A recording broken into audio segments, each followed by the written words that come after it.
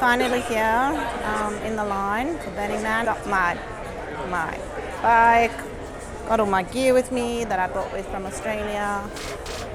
But yeah, it's going to be a long day. And yeah, we're on our way in the middle of the desert.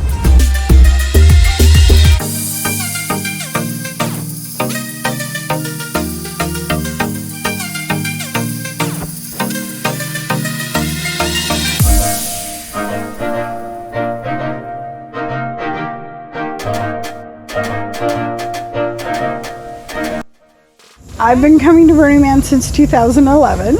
Mobility Camp started with Dale Huntsman, who was out at some of the very early Burning Mans, and there were some disabled people camped next to him and they were struggling.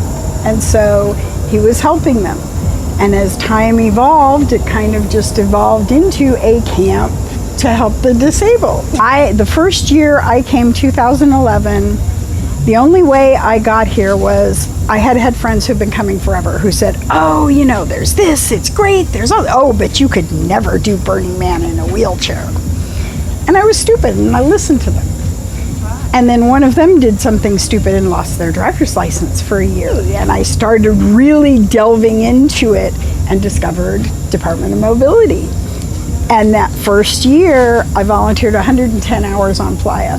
I knew immediately this was home, because people don't realize every single person is one breath, one step, one heartbeat away from being limited in some way.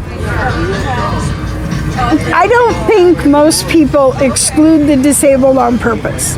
I think it's just a matter of they don't think about it, they don't have any idea. If you're going to put together a building, a company, a project, an art piece, some of the things you can do are so incredibly simple.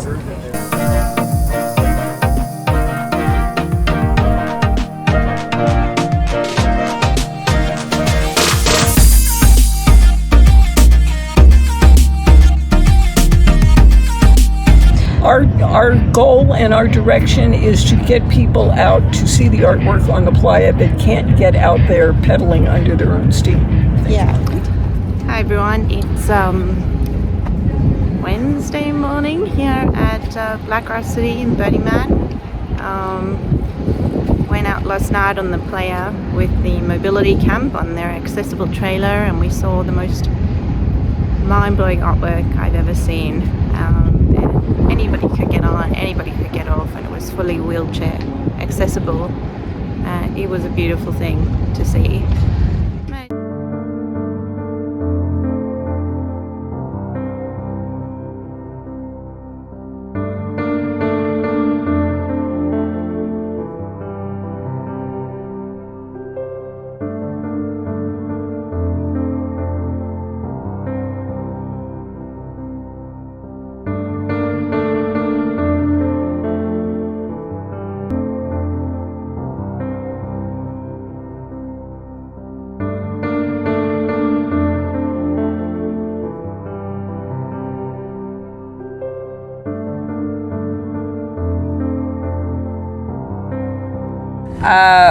My first year at Mobility Camp was 2016, and I had just had surgery a couple months before on my leg. I have a prosthetic, and I was gifted a ticket by the man who hit me with his car. And I lost my leg, and he told me he thought this would be a great place to be, but I didn't know how I would be able to do this.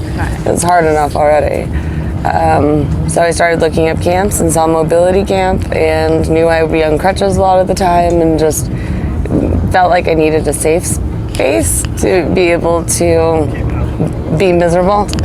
And so yeah, my first year I came here and then just fell in love with the people and everyone here. Yeah, they're beautiful people. Certainly a hard thing to do, regardless, but I think there are some people who need a bit extra help, or even if the help is just having a community that supports you. I feel like what I love about Mobility Camp is it's not infantilizing. They don't make people oh, we're going to do this for you, you can't do anything. It's more just providing an opportunity to make people feel independent and making safe spaces for people to feel like they can do things.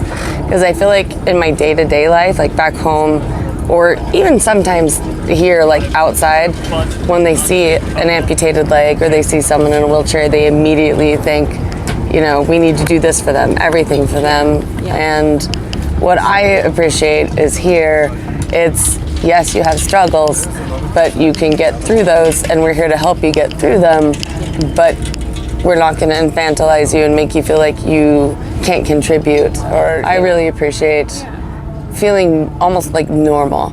Like you're still expected to just do everything. And that's something I don't think I've felt a lot in the default world.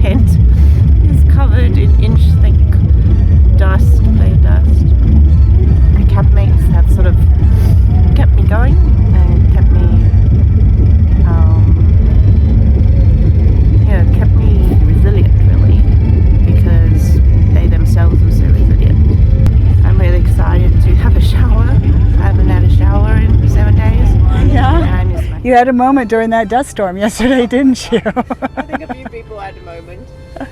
I always say you can do anything for whatever. 2 hours, 1 hour, 24 hours. In this case, we didn't know. You can do anything for 2 days. Pack up day here at Mobility Camp. I'm not doing it now. I'm going to eat my cheese. And Droid's about to have a cheese sandwich, a cheese toasty.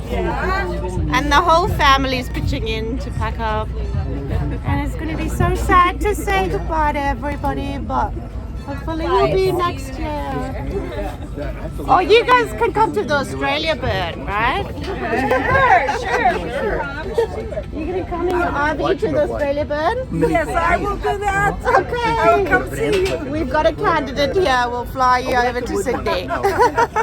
One candidate coming to you guys.